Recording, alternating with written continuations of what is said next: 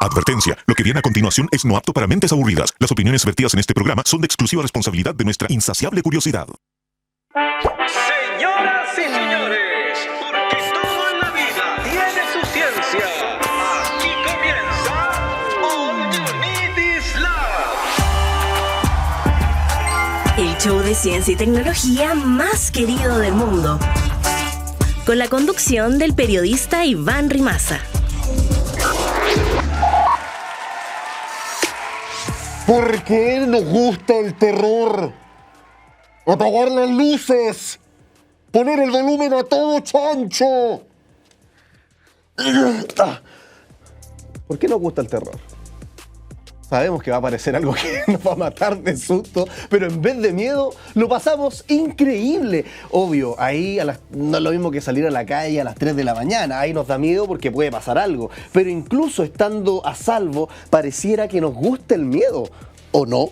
Porque hay gente que de verdad prefiere no verlas, porque le dan miedo o al verlas se tapan los ojos, mientras que a otras les encanta ver sangre y tripas hasta que se ríen. El neurocientífico Joseph Ledoux, de hecho, descubrió que tenemos diferencias en la amígdala, entre nosotros mismos, los seres humanos. Esa diferencia en la amígdala, que es la parte del cerebro que procesa el miedo, es lo que hace que reaccionemos de manera tan distinta al mismo estímulo, a la misma película de terror. En algunas personas esta región es más sensible, entonces se les activa más fácil que a otras. Y lo otro que pasa harto es que uno empieza viendo cuestiones como, no sé, Scary Movie, por ejemplo, livianitas, y termináis viendo cuestiones súper oscuras, de verdad súper oscuras, ¿no? Porque con las películas también sufrimos desensibilización.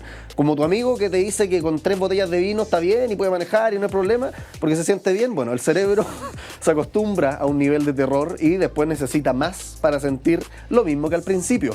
Además que, según la psicología, nuestras preferencias por ciertos géneros del terror están súper relacionados con nuestros temores personales. O sea, al final pagamos por materializar nuestros miedos en la pantalla porque queremos verlos derrotados o al menos sobrevivir a esa experiencia. Por eso es divertido, por eso nos gusta el terror, porque nos gusta ganar. Y cada vez que sobrevivimos al terror, sentimos una pequeña victoria psicológica. Empieza All You Need Is Love. Te escuchamos. Esto es Conexión Cuántica. Quantum Connection. ¿Qué pasaría si nadie paga impuestos? Esas son las preguntas o el calibre de las preguntas que te dejamos en las redes sociales de Santiago Televisión. Recuerda que es @stgo.tv, @radiousach, @diariousach y @usachoficial. En todos esos canales no solamente puede interactuar con nosotros con preguntas como esa, también hablamos, por ejemplo, por qué los niños son tan malos, qué es lo que pasaría, por ejemplo, si es que en una de esas te ponen a tomar muchas bebidas energéticas, pueden morir. Todas esas cosas, toda esa información está en las redes sociales de Santiago Televisión, Radio Usach, Diario Usach y Usach Oficial. Vamos a ver algunos de los comentarios que aparecieron en la última publicación que, como les decía, rezaba de la siguiente forma. ¿Qué pasaría si nadie paga impuestos? Alguien pone ahí, soy feliz cuando me devuelven los impuestos. Puras calitas como de lentes tomando sol, claro, con la devolución de impuestos en el bolsillo. Creo que ya a algunas personas les llegó a todo esto, los que hicieron el trámite como más adelantados. ¿Solo los millonarios pagan impuestos? Pregunta otra persona, que interesante porque de hecho fue uno de los temas de conversación, una de las cuestiones que hablábamos ahí con nuestro invitado Gonzalo Durán, que hay una frustración muchas veces de aquellos que no somos millonarios, viendo cómo los impuestos a aquellos que tienen mucha más plata que nosotros les afecta, pareciera, menos al final, y nosotros somos los que estamos al final acogotados pagando con estas obligaciones. Conozco muchos que refieren que no se deben pagar impuestos, dice, pero tienen su casa gracias al subsidio habitacional, fueron a la Junji, estudiaron con gratuidad por escasos recursos. La ignorancia es atrevida, dice otra persona en un tono más ácido, y tiene algo de razón también, pues muchas personas dicen que los impuestos son un robo y no se dan cuenta de cómo cotidianamente se ven beneficiadas por los mismos impuestos en infraestructura vial, las plazas, el canil de repente para pasear a tu perro, o si es que no tenéis plaza, no tenéis canil, bueno, la salud pública, la educación, un montón de cuestiones. Sigamos siendo All You Need Is Love, ¿les parece? Vamos adelante. Y ahora, ¿quién podrá explicarnos? No es lo mismo ChatGPT que, no sé, Copilot, Cloud. Han cachado que hay un montón de modelos de inteligencia artificial con los que uno conversa. Ya, al parecer, no todos estos lenguajes que se llaman LLM, no todas estas formas de procesar lenguajes son lo mismo, descubrieron unos científicos de nuestro país. Vamos a hablar sobre eso con Karina Fuentes, investigadora de la Universidad de Concepción. Karina, ¿cómo estás? Muchas gracias por estar acá y le damos un aplauso también por participar en este programa increíble que se llama All University. Hola, Renegan. Muchas gracias. Agradecida estar aquí. Oye, desde Karina, Conce, desde ¿qué es lo que pasa con estos modelos de inteligencia artificial? No son todos lo mismo, parece. Quizás los hombres somos todos lo mismo, pero los modelos de inteligencia artificial no son todos iguales, tienen algunos matices. Tienen varios matices, la verdad. Hay que recordar que estos modelos de inteligencia artificial están basados en lenguaje, ¿ya? Y por lo tanto el lenguaje crea realidades. Y sabemos que ChatGPT, Copilot y todos los modelos de inteligencia artificial generativa que veníamos trabajando nosotros, ¿cierto? Funcionan con grandes bases de datos de textos, textuales. Y nosotros en algún minuto dijimos, bueno, ¿qué es lo que pasa con esto? ¿Cuál es la diferencia? ¿Por qué tendríamos que usar ChatGPT y dentro de ChatGPT, por qué tendríamos que usar cualquiera de los modelos que están dentro de ChatGPT? No sé si ustedes se han dado cuenta que no es todo lo mismo. No es lo mismo usar el 3.0 que ya está de salida con el 4.5 de investigación, ya que están prometiendo razonar como un ser humano. Entonces, con Gabriela y Pedro, que somos todos colegas de la Facultad de Educación y de Humanidad y Artes de la Universidad de Concepción, nos sentamos a pensar, bueno, ¿cómo estos modelos de lenguaje están pensando, ¿cierto? Y están respondiendo a nuestros requerimientos. Hicimos esta comparación desde un punto de vista léxico, que era lo que en el fondo más nos acomodaba y que no se había hecho tanto. ¿Cuál es la gracia de verlo desde el punto de vista léxico? Es que, bueno, tú sabes, y de repente no sé si les ha pasado, que encontramos mucha gente que cantinflea, porque dice mucho, habla mucho, pero no dice nada. Y ese era el punto de lo que queríamos ver en estos modelos. ¿Qué modelos dicen mucho, pero informan poco? Y por eso hicimos esta aproximación léxico-estadística, algo novedosa. La verdad es que nosotros fue una volada, debo reconocerlo, una forma más de analizar esto y resultó bastante entretenido. Oye, Karina, ¿y cómo se mide qué tanto cantinflea cierto modelo de inteligencia artificial versus otro? Porque a mí me ha pasado, y no sé también qué tipo de cantinfleo te refieres, porque por ejemplo a mí me ha pasado mucho usando los modelos de lenguaje, ChatGPT en particular, que de repente, no sé, le pides, incluye referencias para fundamentar lo que dice, y te dice, claro, según la investigación del doctor no sé cuantito, o el paper no sé qué, y a veces es correcta, pero muchas otras veces uno va, busca esa referencia y nunca existió. ¿Es más o menos ese tipo de problemas los que detectaron o también hay otros que se le suman? Mira, ya se había detectado esto que dices tú, que los científicos y la literatura lo llaman como la alucinación de la IA, ¿ya? Que alucina para dar respuesta. Es muy proactiva, digamos, ¿ya? No te va a decir, no lo sé, sino que va a tratar dentro de sus recursos, ¿cierto? Siempre dar una respuesta. Eso por un lado, ¿ya? Por otro lado está también el tema del sesgo, ¿ya? Y por ahí viene también todo lo que se está trabajando con la ChatGPT, que no es mi área, pero sí he leído mucho sobre lo que está ocurriendo, que en el fondo, dependiendo de la información con la que está alimentada, ¿cierto?, de estos datos textuales, va a dar una respuesta. Y por eso podría eventualmente producir sesgos, ¿ya? Que pueden ser de género, culturales, un montón de cosas. Y por el otro lado, que el cantinfleo que nos referíamos nosotros, y bueno, es coloquial como lo dije, está basado en dos índices que se utilizan en la lingüística para poder analizar riqueza léxica. Ya. Uno es la diversidad y otro es la densidad léxica.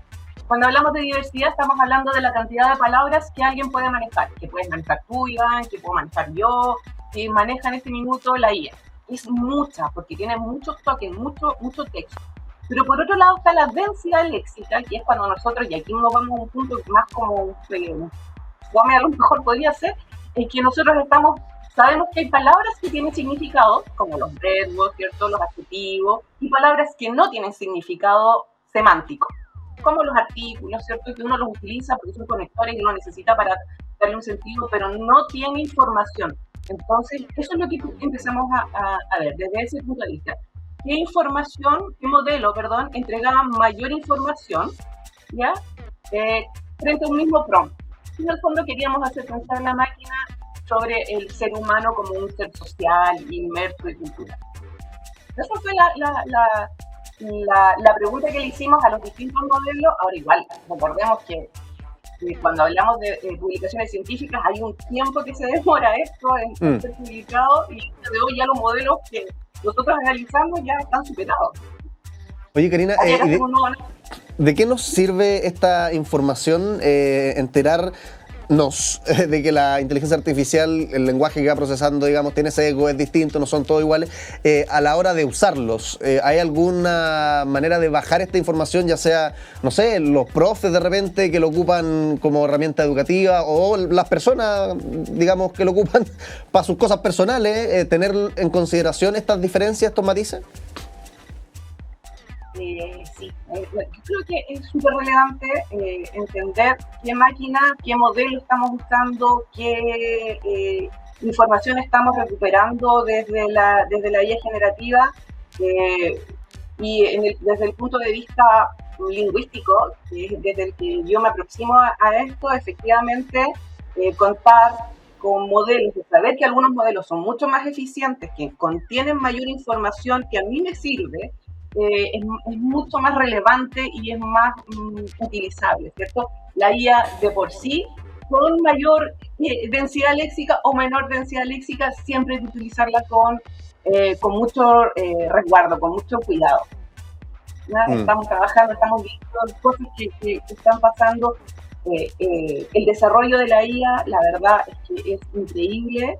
En este minuto nosotros estamos súper expectantes en lo que está pasando, ¿no? Porque en algún minuto pensábamos que la inteligencia artificial, ¿cierto? Esta inteligencia artificial débil, que piensa cómo aprende la máquina y cómo se puede asemejar al cerebro humano, está avanzando demasiado rápido. Todavía no llegamos a la IA fuerte, ¿ya? Hay dos vertientes en la inteligencia artificial, una es la débil y otra es la fuerte. La fuerte tiene que ver con un conocimiento ya que supera o que se equipara a la mente humana. Todavía no estamos en eso porque hay muchas cosas ahí asociadas, pero sí estamos viendo que el avance de los modelos está afectando en muchos procesos, en la educación, en la sociedad, ¿cierto? Y hay que usarlo con cuidado, porque la idea es que esto promueva más el pensamiento humano, ¿cierto? Que genere más capacidad crítica, y no que nos acostumbremos a usar la IA como un bastón y un soporte que nos inhiba ciertas actividades. Oye, Karina, tú mencionabas que hay dos cuestiones que analizaron y que también se analiza, entiendo, en el lenguaje humano, en la inteligencia artificial, la densidad léxica y otra variable más. Ahí te dejo tú que lo completes cuando responda la pregunta. Pero analizando estas dos variables, la IA tiene como un corpus lingüístico, por decirlo de alguna manera, o habla más o menos como sería un ser humano adulto, mejor, peor, como un niño, como un adolescente, como alguien con o sin estudios, más o menos cómo equivaldría humanamente toda esta densidad lingüística y el otro parámetro que ustedes analizaron de la inteligencia artificial. Oye, entretenida la pregunta que tú haces, y yo lo veo, por ejemplo, con mis hijos. Tengo dos. Falleció Karina, así que vamos a tratar de reanimarla dentro de poco. Estamos conversando con la investigadora de la Universidad de Concepción, Karina Fuentes, que, claro, como el cable que tenemos que tirar hasta la región del Biobío es muy largo, pese a todo el recubrimiento que tiene, y lamentablemente alguien lo pisó, y creo que ahora logramos volverlo a soldar. Karina, ¿nos escuchas? ¿Aló, aló? ¿Vamos? No, se escucha súper cortado, pero vamos a tratar de mejorar ese contacto, Karina, porque pese a los avances de la inteligencia artificial y de ChatGPT, parece que todavía no hemos logrado hacer una videollamada como la gente le ha pasado eso, que sale en las noticias. Oye, clonaron no sé qué, descubren vida en un exoplaneta, y yo no soy capaz de tener una videollamada con mi abuela en el campo como corresponde, porque por alguna razón la velocidad de internet, uno contrata no sé cuánto y al final te termina llegando a la mitad con latencia, qué sé yo. Lo que estamos conversando con Karina Fuentes, en particular, que es investigadora de la Universidad de Concepción, tiene que ver con que la inteligencia artificial, los distintos modelos que hay, ChatGPT, Cloud, Copilot, qué sé yo, todos estos modelos no son lo mismo. Obvio que no son lo mismo porque la interfaz es distinta, también te responde con sutileza, pero el tema es que no solamente tienen estos matices como en el lenguaje o la forma de responderte, sino que también la inteligencia artificial, cada uno de estos modelos puede tener, como entre comillas, una visión de mundo, ¿no? En la manera en la que construye las palabras que te envía, en la manera también en la que absorbe todo lo que tú le estás escribiendo a ese modelo, y ahí uno empieza a preguntarse como, bueno, si es que la inteligencia artificial puede construir algo así como una visión de mundo, una manera de ver las cosas, cada vez se va diluyendo más la diferencia entre nosotros y ellos. Claro, lo hablábamos de hecho en otro programa con el neurocientífico Pedro Maldonado, que la gran diferencia entre la inteligencia artificial y los seres humanos es que nosotros tenemos creatividad, ¿no? Podemos como generar contenido nuevo desde cero. En cambio, la inteligencia artificial lo único que hace es un reciclado, ¿no? Un popurrí, un tutti frutti de información antigua, y de hecho el mismo modelo te lo dice, que está entrenado con todo el internet, ponte tú, hasta principios del 2025, pero él no tiene información de la actualidad. Karina, no sé si está en línea, ahí me ayudan desde el switch. Ya, vamos a seguir entonces conectándola, porque toda esta información que estamos comentando de alguna manera aplica también al cotidiano, porque el uso de la inteligencia artificial, no sé si te pasa a ti, pero es una cuestión de todos los días ahora. Igual hay gente... A mí me pasaba, de hecho, en otro lugar, no vamos a mencionar dónde, pero en otro entorno, que tenía un colega que le daba... Bueno, todavía nos vemos con ese colega, lo estimo mucho y le mando muchos abrazos, pero él decía, no, yo como con la inteligencia artificial me da como miedo, como que pareciera que es brujería, ¿no? Como que es hechicería esta cuestión. Entonces lo miraba con un poco como de escepticismo. Claro, no cuestionaba a la gente que lo usaba, pero sí, por ejemplo, veía, y esto te estoy hablando hace, no sé, 3 años atrás, cuando recién estaba apareciendo ChatGPT, y sí veía, y te lo cuento porque probablemente empatizas con esto, sí veía como ChatGPT generaba textos desde cero, así, guiones de 5.000 caracteres, desde la nada, de cero, así, iban apareciendo como que un fantasma lo estuviera tipeando, y además todo coherente. Yo creo que es natural que a muchas personas les genere un escepticismo, pero si eres de los míos y ocupas la inteligencia artificial de forma cotidiana, sin temor, oye, hay gente incluso que lo está ocupando, y lo podríamos hablar en otro programa, gente que incluso lo está ocupando para terapia. Gente que está conversando con ChatGPT, cada uno en su estilo, ¿no? Y jamás va a reemplazar a un psicólogo por completo. Pero, por ejemplo, contándole a ChatGPT cómo te sientes, si es que estás atrapado en algún pensamiento, transparentándoselo así como, oye, estoy pensando tal cosa, tal cosa, tal cosa, y logrando de alguna manera que la conversación que de ahí nace con esta inteligencia artificial los ayude a sentirse más tranquilos. Por eso digo que no es una terapia, no es un reemplazo del psicólogo, pero sí ayuda como a regular de repente ciertos estados de ansiedad o estrés, como modo emergencia, ¿no? Bueno, lo que estábamos hablando con la investigadora de la Universidad de Conce se vincula con ese uso intenso que algunas personas le damos incluso a la inteligencia artificial, más allá de si te confiesas o no te confiesas, ¿no? Pero todos los usos, todas las interacciones que nosotros tengamos con estos modelos, es como que estuviéramos hablando con una persona distinta, de alguna forma. Piénsalo como tus amigos de la inteligencia artificial, es decir, no todos los robots son iguales, pese a que por afuera lo parecen, pese a que tienen cáscaras que lo adornan de distintas formas. Por dentro, no vamos a decir que piensan de forma distinta, porque de hecho esa es como la gran sutileza, todavía no logramos que piense como un ser humano la inteligencia artificial, pero sí ven el mundo de forma distinta porque procesan toda la información que tú le ingresas con ciertos matices, y esos matices muchas veces no los conocemos. Estábamos conversando con Karina Fuentes justamente de la Universidad de Concepción, que hacía toda esta investigación, y quedamos ahí pendientes. Karina, ahora entiendo que te mandamos un cable de fibra óptica, pero de última tecnología, así que vamos a poder conversar sin problema sobre cómo se compararía la densidad lingüística y todos estos factores que tú decías con un ser humano, la inteligencia artificial. Bueno, antes que se me vaya la idea, gracias por la paciencia, sí, por un poquito lejos aquí, ocurre también. Lo que te estaba diciendo, mira, yo lo veo con mis hijos, yo me río mucho con ellos, porque es un excelente laboratorio para poder probar todo ello, ¿ya? Con respecto a lo que tú dices, si son más grandes, más chicos, mayores, adultos, la verdad es que la IA tiene la capacidad de rolearla. ¿Ya? Entonces, por ejemplo, mis hijos le dicen a la IA, oye, quiero que tú hoy día actúes como un rapero y me hables todo en rima.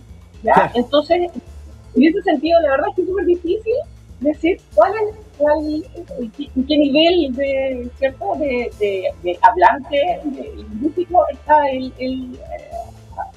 o se podría identificar. Ya tú podrías decirle también a la IA que hable con guagua, ¿cierto?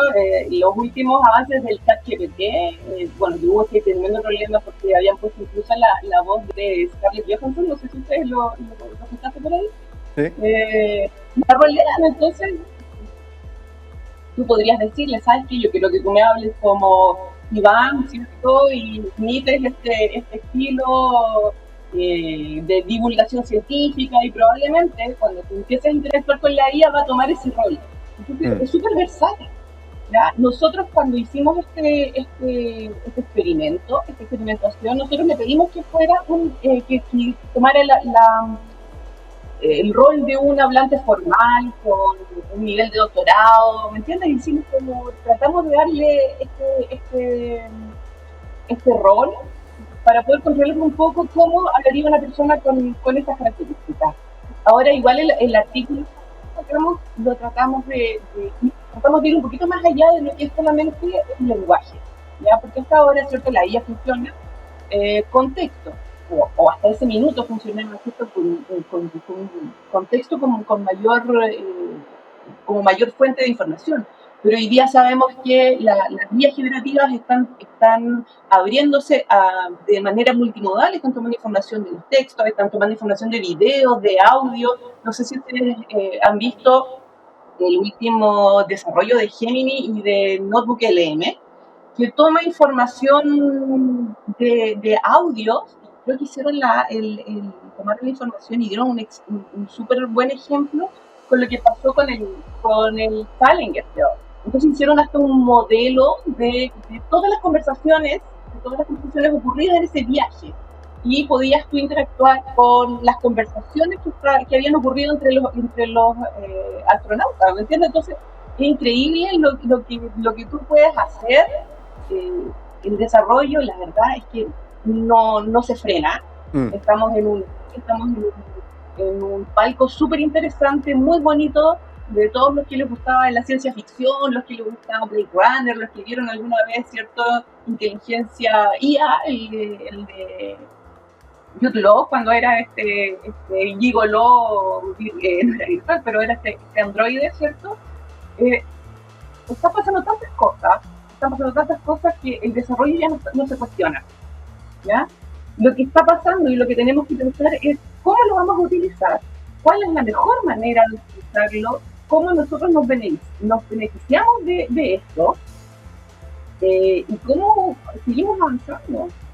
Y ahí están las discusiones, esto se pega a discusiones filosóficas, y tiene distintas miradas con los colegas, y decimos ya, ¿dónde está la diferencia? ¿Cuándo, en este minuto podríamos no darnos cuenta que estamos interactuando con una IA? Porque el modelo de lenguaje es tan avanzado, imita tan bien la forma en la que nosotros nos comunicamos, que eventualmente este chatbot está tan avanzado, no es como el que estaba antes, no es como el de Turing cuando hizo su experimento y quería saber, ¿cierto?, si se podía identificar si estábamos interactuando con una máquina o no, y ya está totalmente superado. Karina Fuentes, en este programa tenemos muchas preguntas, pero también juegos, como por ejemplo la pecera que tengo aquí en mis espaldas. ¿Qué es lo que pasa con esta pecera, Karina Fuentes? Yo voy a sacar de acá un papelito, y este papelito va a tener una frase reduccionista, provocadora, sobre la inteligencia artificial, sobre la forma en la que interpretan las palabras, cómo hablan, todo lo que estamos conversando. Pero la idea es que tú, como esta frase es más o menos reduccionista, la confirmes, si es que es real, la desmientas, si es que es un absurdo, o la matices, si es que tiene algo de cierto o algo de mentira. ¿Te parece? Vamos a sacar un papelito. De hecho, ya saqué uno y lo vamos a tirar al agua, porque no, por temas de transparencia. Y vamos ahora sí a sacar el papelito definitivo. Estamos conversando con Karina Fuentes, investigadora de la Universidad de Concepción. ¿Qué es lo que dice el papelito de la pecera? ChatGPT tiene visión de mundo. ¿Qué dice la ciencia? Lo que estamos viendo ahora es que eventualmente sí tendría visión de mundo, o podría llegar a tenerla, ¿ya? Porque las respuestas que da las sitúa, o las podría situar desde si no la experiencia práctica, sí la experiencia desde donde está sacando toda la información, ¿ya? Entonces, súper interesante. En un minuto pensamos, bueno, si yo le digo a ChatGPT que me responda como un terraplanista, su modelo de mundo va a ser el modelo de mundo de un terraplanista, entonces me va a responder desde esa perspectiva. Entonces, es súper interesante lo que está pasando con esto de los modelos del mundo. Karina Me la Fuentes, juego por eso. desde Concepción, con todas las dificultades que implica la distancia, muchas gracias por estar en el programa, por hablar de inteligencia artificial, y le damos un aplauso también a nuestra invitada por estar acá en All You Need Is Love. Karina, un abrazo grande, que esté muy bien. Bueno, seguimos con más All You Need Is Love. La máquina del tiempo. ¿Tú fumas o vapeas? Bueno, sea cual sea tu respuesta, si es que fumas o vapeas, si es que fumas tabaco o cualquier sustancia y vapeas cualquier cosa, da lo mismo, porque ambas cuestiones eran muy distintas en el pasado. Naturalmente el vapeo no existía y fumar era muy distinto. ¿Cómo fumábamos en la antigüedad? ¿Qué se fumaba en la antigüedad? ¿Para qué? Los primeros usos eran rituales. Se quemaban plantas como salvia, mirra o cáñamo con fines espirituales o medicinales. Esto era en Egipto, India, China. En América precolombina, en cambio, las culturas indígenas como los mayas, aztecas, los taínos fumaban tabaco en pipas o puros, incluso en forma enrollada, asociándolo siempre a rituales religiosos. El humo, de hecho, se pensaba como ofrenda. El acto de fumar era considerado una forma de comunicación con los dioses, con los espíritus, algo que naturalmente ahora no tenemos. Pasó la Edad Intermedia, llegó el tabaco a Europa. Tras la colonización de América, el tabaco se llevó al viejo continente, donde ganó popularidad muy rápido, de ritual a hábito social, porque fumar pasó, como era hace milenios, de lo ritualístico y místico a lo recreativo, a lo social principalmente, de hecho, en ese tiempo, entre las élites. Con ello también empezó la industria tabacalera, se comenzó a manufacturar tabaco en masa, surgieron los primeros cigarrillos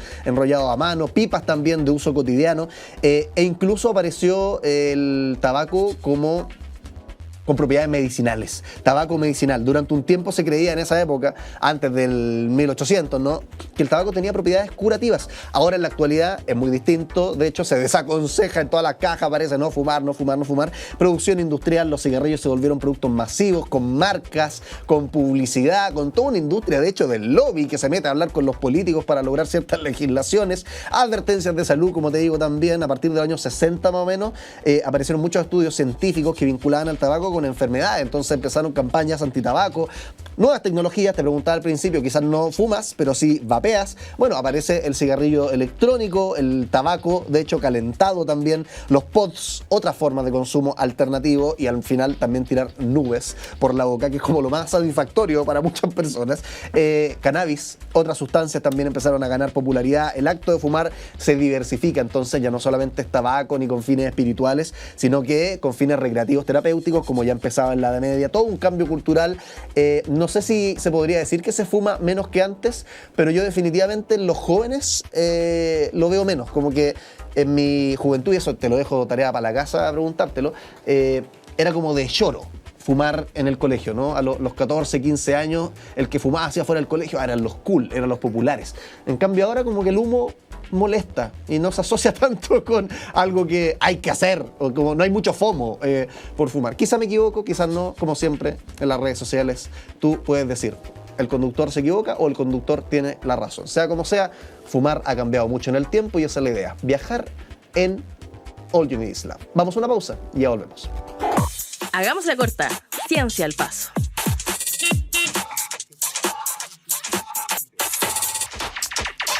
¿Sabes de los gladiadores en el Coliseo Romano? Que estaba Julio César en un gran banco con el dedo arriba abajo, tiraban leones, los gladiadores se agarraban con los leones, era todo un show.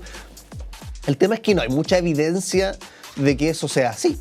Hasta ahora que hallaron restos con mordeduras de león, restos de un cuerpo humano mordido por un león, que confirman por primera vez que había batallas entre gladiadores y bestias durante el Imperio Romano. Un esqueleto que descubrieron en el cementerio romano en York, Inglaterra, cambia la comprensión del entretenimiento en el Imperio Romano, porque según este análisis nos revela que hay un montón de marcas de mordeduras de león en la pelvis de un hombre que en su momento tuvo entre 26 y 35 años, lo que confirma que los combates entre gladiadores y animales también ocurrieron en Britania, no solamente en Roma. El hallazgo aparece en la revista científica PLOS ONE y representa la primera prueba física directa de este tipo de enfrentamientos fuera del Coliseo Romano, que es lo típico y lo que aparece en todos lados y que ya conocíamos. El cementerio, identificado como un sitio funerario de gladiadores desde el 2010, contiene más de 80 esqueletos de hombres jóvenes, muchos con señales de haber estado entrenando para batallas de este estilo, con lesiones también, probablemente por batallas con bestias.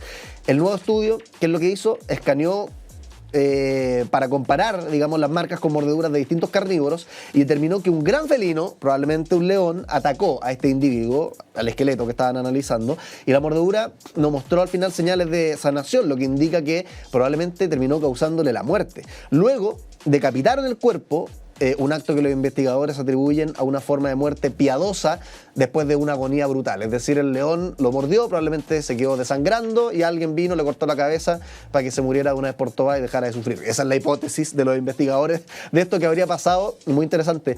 Gladiadores peleando con bestias fuera del Coliseo Romano. Evidencia de que esto habría pasado en Inglaterra, por ejemplo, o en lo que hoy día es Inglaterra. La mordedura de león, entonces, es un poquito más que un evento aislado. Muestra el alcance del poder romano, la brutalidad del espectáculo, digo, público en esas épocas y la sofisticación también de la lógica imperial que tenía el Imperio Romano, valga la redundancia. El esqueleto, de hecho, ya lo están exhibiendo de forma permanente en York y está como en una muestra, si quieren buscarla ahí en Google, que se llama Gladiators of Britain. Gladiators of Britain, para que lo veas. A veces entra más por la vista que por la boca de un conductor. Sigamos con All You Need Is Love. El que sabe, sabe. Y el que no conduce. Ya sabemos que lavarnos los dientes es importante y que hay que hacerlo varias veces al día y que no sé cuántos segundos la lavada, etc. Pero la saliva parece que tiene unos secretos que no manejamos mucho. Vamos a hablar sobre esto con María Inés González, académica de la Facultad de Odontología de la Universidad de los Andes. María Inés, ¿cómo estás? Muchas gracias por estar acá en el programa. Un gran aplauso para nuestra invitada de lujo que tenemos el día de hoy. ¿Cómo te va? Muchas gracias a ustedes. Oye, María Inés, cuéntanos sobre la saliva, porque parece que creemos que es baba nomás, escupir y que no tiene mucha relevancia, pero es importante en el sentido de que contiene información sobre nosotros. Exactamente. Eso es lo que la mayoría de la gente cree, que es solo agua, ¿ya? Y es casi solo agua, pero tiene un porcentaje muy pequeño de componentes que hacen que la saliva sea totalmente diferente y sea una forma de protección poco estudiada entre los dentistas, por ejemplo. ¿Ya?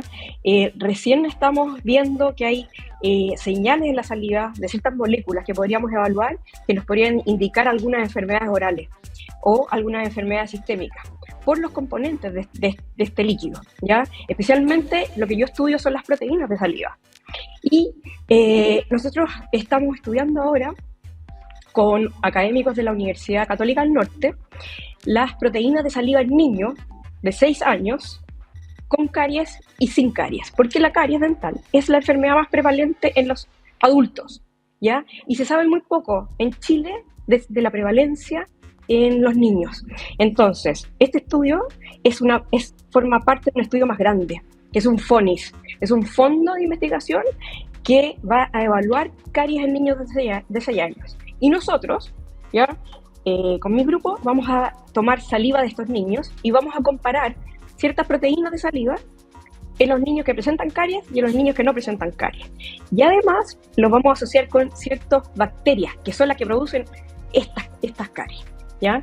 Y ese es uno de los proyectos que tenemos, ¿ya? Oye, María Inés, antes de profundizar en la información que hay en la saliva, ¿hay algún desorden, trastorno en la salud bucal, odontología, no sé cuáles serán los conceptos específicos, pero que haga, por ejemplo, que uno tenga menos saliva de la que uno necesitaría, que salive más de lo necesario y entonces se pueda transformar en algo molesto? Aquí va mi pregunta: ¿qué pasaría si no tuviéramos saliva?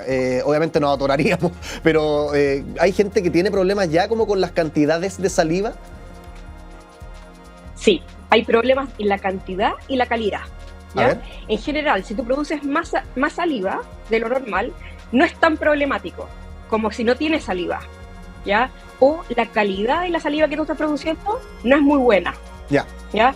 Hay gente que toma, por ejemplo, los adultos mayores en Chile, que toman medicamentos, que son diabéticos e hipertensos, van a tener una menor cantidad de saliva y probablemente también van a tener alterada la composición de esta. ¿Y qué es lo que pasa? Si nosotros no tenemos saliva, yo no podría estar hablando en este momento, no podría comer, no podría tragar, ¿ya? Y no podría tener una protección de mis dientes. Entonces es muy importante, no solo la cantidad, sino la calidad. ¿Y de dónde viene en la adultos, saliva? Porque sale... La saliva viene de ciertas glándulas que están en la boca, Claro. ¿ya? Y esas glándulas tienen unos tubitos que están en la cara interna de las mejillas, por ejemplo, o debajo de la lengua. Siempre uno siente un poquito mojado la boca. Y esa saliva se produce las 24 horas del día, ¿ya? Pero hay ratos del día en que tú produces más y hay ratos del día en que produces menos. Por ejemplo, en la noche vamos a producir mucho menos saliva que en el día.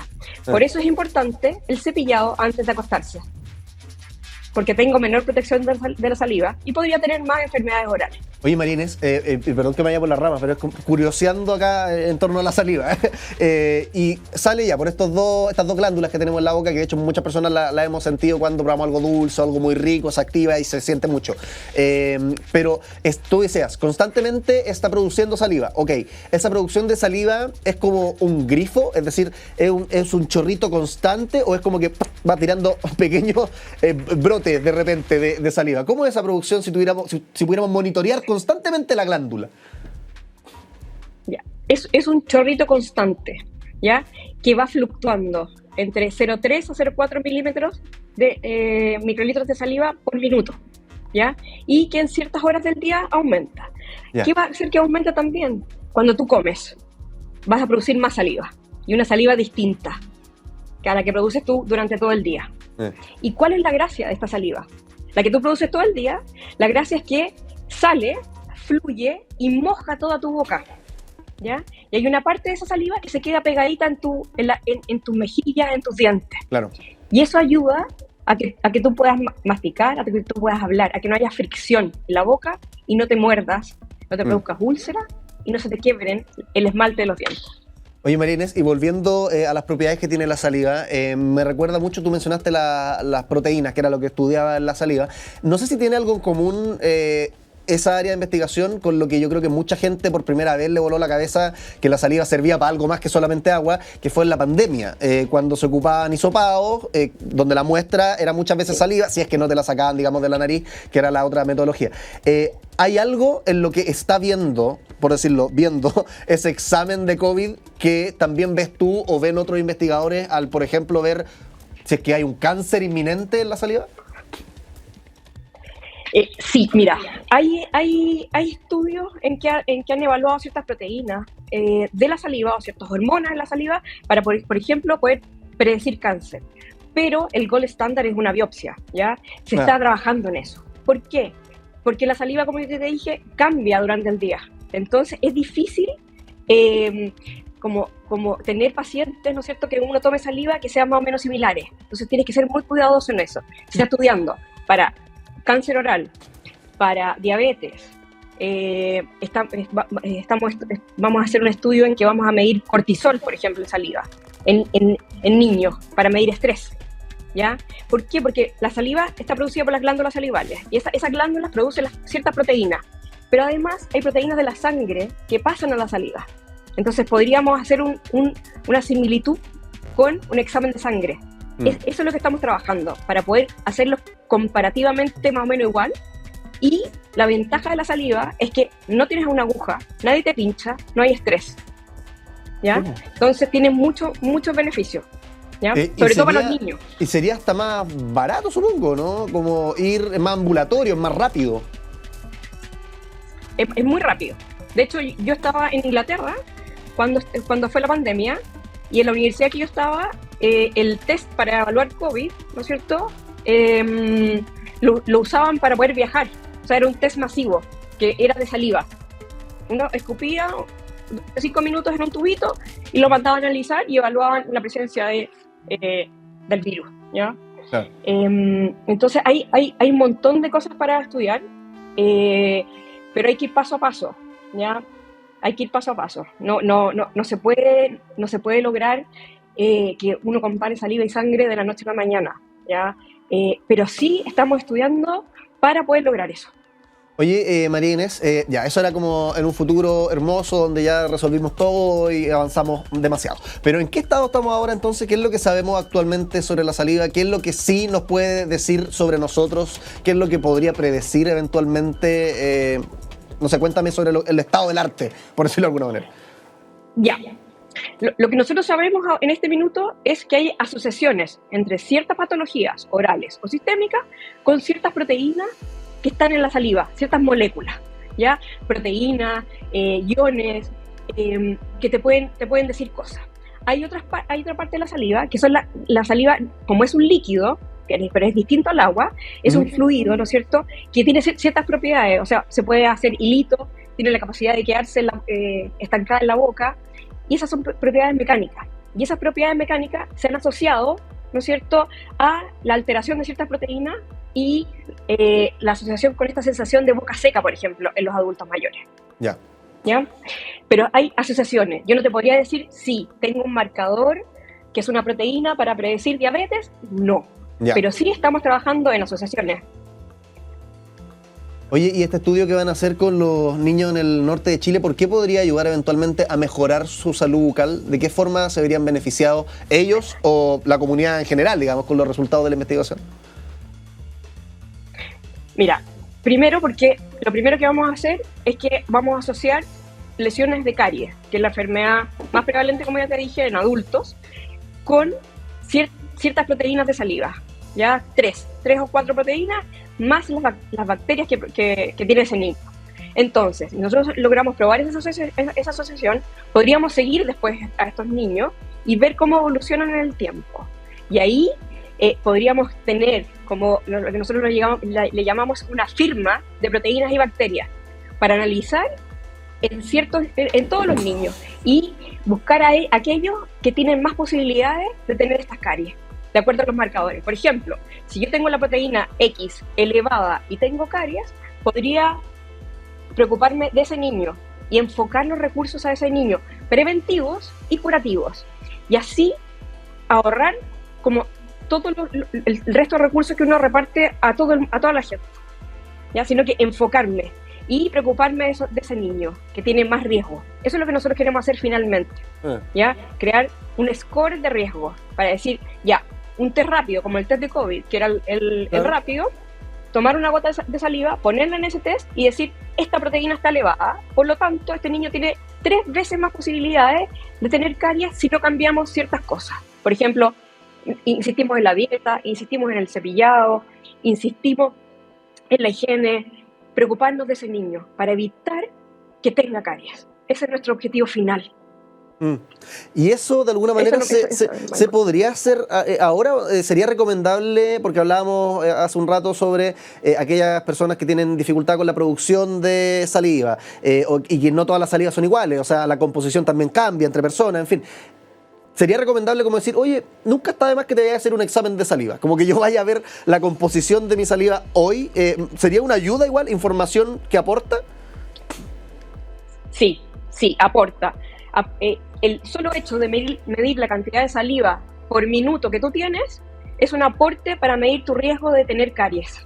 De hecho, nosotros acá en la universidad, en la clínica en San Bernardo, lo hacemos con los pacientes adultos, ¿ya? Medimos su flujo salival y lo ponemos en un gráfico en que nos ayuda a medir el riesgo cariogénico de ese paciente, es decir, la posibilidad de tener más caries o la posibilidad de estar más protegido. Es un indicador importante que se ha ido estableciendo de a poco en el mundo y en Chile. María Inés, en este programa no solamente tenemos preguntas interesantes, también tenemos juegos, como por ejemplo la ruleta que tenemos aquí en mis espaldas. Tú dirás, ¿cómo se vincula una ruleta con una conversación seria sobre odontología? Bueno, tiene mucho que ver porque cada uno de estos colorcitos corresponde con una pregunta que haría un niño, una niña sobre los dientes, salud bucal, saliva, lo que hemos estado conversando. Y la idea es que te la tomes lo más en serio posible la pregunta y la abordes desde tu especialidad. ¿Te parece que tiremos la ruleta a ver qué sale? Vamos, a la 1, a las 2 y a las 3. Vamos a ver dónde cae. Yo siempre le advierto a los invitados a este programa, y bueno, los niños que ven el Unidis Lab ya sabrán que suele caer en el verde olivo, así que esperemos que no caiga de nuevo, porque si no todos van a creer que esto está completamente arreglado. Mira, casi cayó en el verde olivo, cayó en el azul marino. Así que el azul marino es la siguiente pregunta para María Inés González, académica de la Facultad de Odontología de la Universidad de los Andes. ¿Usar enjuague bucal es importante? Mira, hay ciertos enjuagues bucales que nosotros como dentistas recomendamos a los pacientes, pero es un uso muy acotado, ¿ya? Por un tiempo limitado. El resto de los enjuagues hay que ser cuidadoso y preguntar al dentista, ¿ya? ¿Qué es lo que tiene y cuál te recomienda? Yo sugeriría ir al dentista, evaluar tu riesgo de tener caries o enfermedad periodontal y en base a eso preguntar a tu dentista qué es lo que tenías que usar y cuánto tiempo. Porque hay algunos que se usan por un tiempo muy prolongado, pueden teñir los dientes, pueden teñir la lengua y pueden cambiarte el gusto. Entonces, sí, es una ayuda. Pero lo principal, diría yo, en mi opinión, es el cepillado. Y ya que estamos hablando de las caries, María Inés, ¿las caries son contagiosas? No, no son contagiosas. ¿Por qué? Porque la caries no es unifactorial, es multifactorial. Entonces, depende de tu flujo salival, depende de la dieta que tú tengas, depende de la higiene que tú tengas, ¿ya? Y depende de la capacidad de controlar ciertos factores que tú tengas en tu saliva, ¿ya? De una capacidad buffer, es decir, de mantener un pH adecuado para que no se produzca una desmineralización, que es la primera etapa de una caries. O sea, incluso, el uso de perdón lo gráfico, también. pero incluso si yo me tomo un vaso completo con saliva de una persona con caries, no me voy a contagiar de la caries. No, porque tu saliva es distinta probablemente, ¿ya? Y tú tienes una saliva que es óptima para poder ayudarte a mantener la homeostasis. Tu saliva, por ejemplo, puede tener una muy buena capacidad buffer, y aunque tú te tomes esas bacterias que va a tener esa saliva también, tus bacterias están en salud, tienen una buena diversidad, porque hay un mundo bacteriano, así como hay en el colon, en la boca también, ¿ya? Un microbioma, que eso también es muy importante, que son bacterias que están en salud o se van hacia enfermedad, pero es un proceso multifactorial. De hecho, tú todas las veces que comes vas a bajar el pH de tu boca, de tu saliva, y vas a tener la posibilidad de tener caries. Pero tu higiene, tu dieta, tu bajo consumo de azúcar va a hacer que esto no pase, ¿ya? Y tus proteínas de saliva, cuando tú estás en salud, las bacterias van a usar las mismas proteínas de saliva que nosotros estudiamos como alimento, y van a producir ciertos metabolitos que van a hacer que otras bacterias saludables se unan a ti. Lo que cambia es cuando tú comes azúcar y no te cepillas los dientes, por ejemplo. Ahí se produce un desbalance. Pero no pasa nada, porque si tú le das un beso a alguien, estás haciendo un intercambio de saliva, y en una gota de saliva hay más de 1 millón de bacterias. Entonces, tú estás protegido. Estamos protegidos. Perfecto. María Inés González, académica de la Facultad de Odontología de la Universidad de los Andes. No hay problema con besar a alguien con caries, entonces, y el enjuague bucal nunca está de más, pero no es clave ni esencial. Parte de las dudas que aprovechamos de resolver a propósito de la investigación que tiene. Muchas gracias, María Inés, por estar acá en el programa. Un abrazo grande. Muchas gracias a ustedes por la invitación. Que esté bien. Chao, chao. Seguimos con más All You Need Is Lab. Gracias. Hola. Ahora sí, ustedes saben que este es el momento más triste de este programa porque significa que nos quedan ¿cuánto? Lo que demoran los créditos en pasar, lo que demora en aparecer conductor Iván Rimaza, dirección general de comunicaciones Belén Merino, jefe de radio y televisión Esteban Estay, todo el equipo de All You Need Is Love. Mira, dirección general de la edición Rafael Montes, un abrazo a Rafael que está ahí en el estudio. Asistente de dirección Carla Marín, le tocó ser asistente hoy día Carla Marín, un saludo a Carla Marín. Editor periodístico, Iván, yo, hola, ¿cómo estás? Laura Berríos, hola, ¿cómo estás, Laura? Ya, hoy día hablamos de muchas cosas interesantes. La saliva, por ejemplo, entre otras cosas, pueden ser tan decidores como un examen de sangre, no todavía, disclaimer, pero eventualmente podría ser así como que voy a hacer un examen de saliva y veo si, no sé, tengo alguna enfermedad. Sería fantástico, sería barato. Y también conversamos de la inteligencia artificial, ChatGPT, que no todos los modelos son iguales, con un contacto que tuvimos ahí desde Concepción. Se vienen días hermosos por delante, así que descuida. Incluso si el You Need Is Love acaba, la vida es hermosa y merece ser vivida. Que estés bien. Adiós.